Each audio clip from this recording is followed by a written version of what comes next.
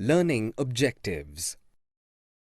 After completing this module, learners will be able to discuss the emergence of nationalism, explain the making of the nation, describe the growth of mass nationalism, highlight the advent of Gandhi, enlist the various national movements, recall the happenings of 1922 to 1929.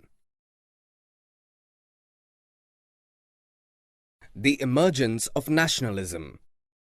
The knowledge of being Indian and that its resources and systems were meant for Indians marked the trace in nature and role of British in India. The political associations came into being in the 1870s and 1880s. Pune Sarvajanik Sabha and many such associations functioned in specific parts of country, and their goals were stated as the goals of all the people of India. In 1878, the Arms Act was passed, disallowing Indians from possessing arms. The Vernacular Act was also passed in 1878, which allowed the government to seize the assets of newspapers, including their printing presses, if the newspapers published anything objectionable. In 1883, Lord Ripon's law member, Sir Courtenay Ilbert, introduced a bill called Ilbert Bill. The bill provided the trial of British and European persons by Indians and provided equality between British and Indian judges in the country. The bill caused widespread agitation among the whites, who strongly opposed the bill and forced the government to withdraw it. The Indian National Congress was established in 1885. It included 72 delegates from different parts of the country, which included leaders like Dadabhai Nauroji, W.C. Banerjee, Surendranath Banerjee, Romesh Chandra Dutt, S. Subramania Iyer, Firoz Shah Mehta, and Baharuddin Tyabji. A nation in the making. In the first 20 years, Congress was moderate in its aims and methods. The Congress demanded a greater voice for Indians in the government and in administration. It also demanded the separation of judiciary from the executive, the repeal of Arms Act and freedom of speech and expression. A number of economic issues were also raised by Congress. They regarded British rule as the main reason of poverty and famines in India. The moderate leaders wanted to highlight the unjust nature of British rule. So, articles were written, newspapers were published in order to spread awareness among the Indians. Freedom is our birthright. Bipin Chandra Pal, Bal Gangadhar Tilak and Lala Lajpat Rai, popularly known as Lal Bal Pal in Bengal, Maharashtra and Punjab. They strongly criticized the policies of the colonial government. They demanded Swaraj. Tilak declared, "Freedom is my birthright and I shall have it." In 1905, Viceroy Curzon announced the partition of the biggest province of British India, Bengal, which included Bihar and parts of Orissa. The partition of Bengal aggravated people all over India. Both the moderates and the radicals protested against the partition. Large public meetings and demonstrations were organized, and this led to the birth of Swadeshi movement in India. The growth of mass nationalism. The struggle against Britain rule became a mass movement after 1919. It involved peasants, tribes, students, and women in large numbers. The First World War broke out in 1914 and altered the economic and political situation in India. India was dragged into the war, and this led to a huge rise in defense expenditure of the Government of India. The war led the British to expand their army. The government forced the people from villages in India to send their soldiers for an alien cause. The advent of Mahatma Gandhi. Mahatma Gandhi was born on 2nd October 1869 at Porbandar in Gujarat. He studied law in England and went to South Africa to practice law and stayed there for 20 years. In South Africa, Gandhiji struggled for the Indians in non-violent marches against racist restrictions and had earned great respect and popularity both at national and international level. Mahatma Gandhi spent his initial years in India traveling throughout the country, understanding the people, their needs, and the overall situation. Gandhiji launched local movements in Champaran, Kheda, and Ahmedabad, in which he received success.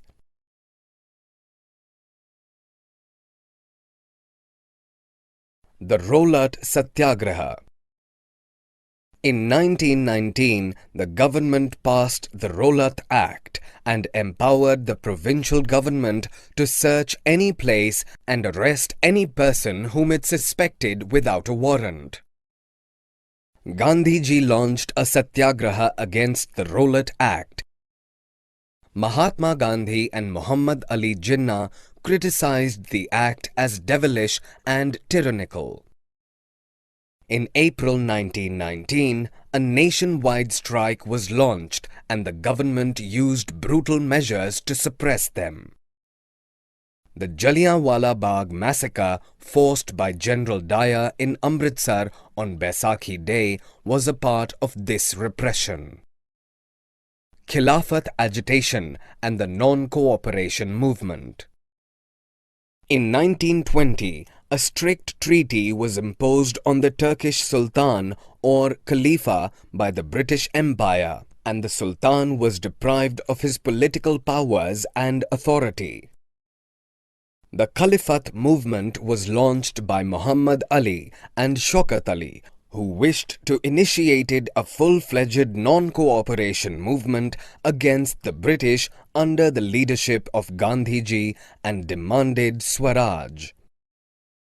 In 1921-22, the non-cooperation movement gained momentum. Thousands of students left government-controlled schools and colleges. Many lawyers such as Motilal Nehru, C.R. Das, C. Rajagopalachari, and Asaf Ali gave up their practices. Titles given by British were surrendered and legislatures were boycotted. People lit public bonfires for burning foreign cloth.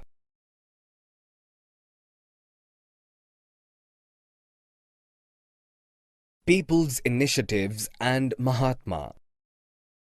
People's Initiatives.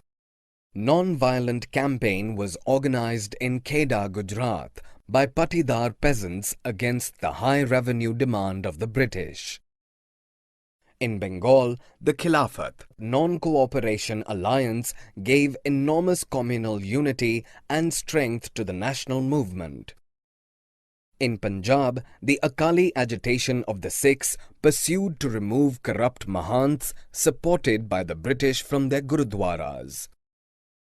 In Andhra Pradesh, forest satyagraha was practiced by the poor peasants and tribals by sending cattle into forests for grazing without paying the fees. The People's Mahatma. Gandhiji was regarded as a Masiha by the people. He was someone who could help them overcome their misery and poverty.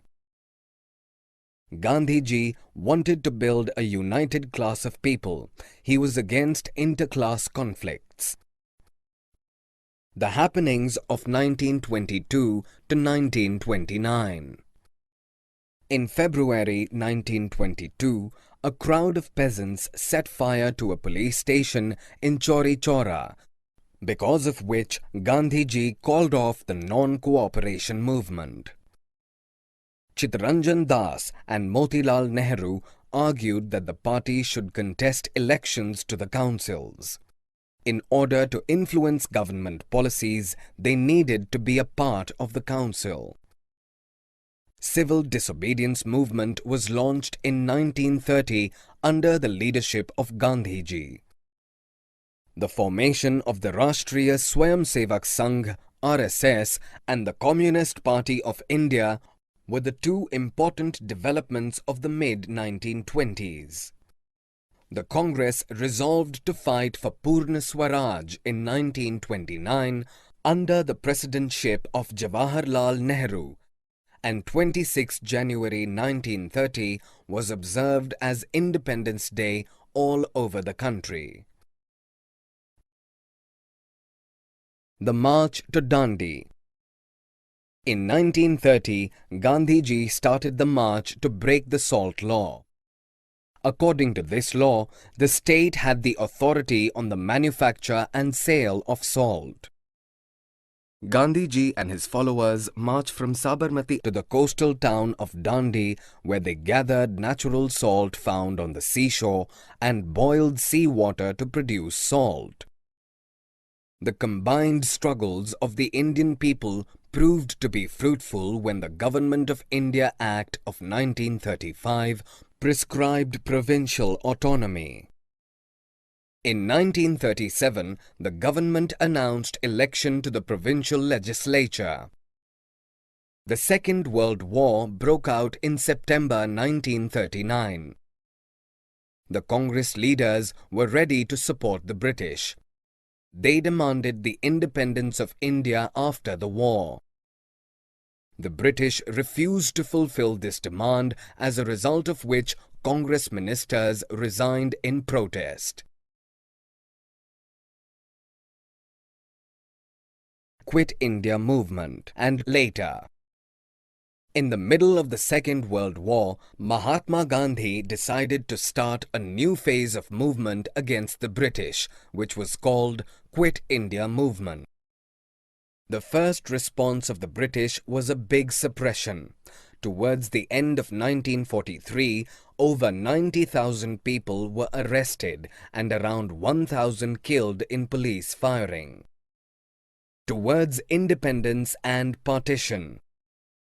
In 1940, the Muslim League demanded independent states for Muslims in the northwestern and eastern areas of the country. The provincial elections of 1937 convinced the League that Muslims were a minority and they would play second fiddle in any democratic structure.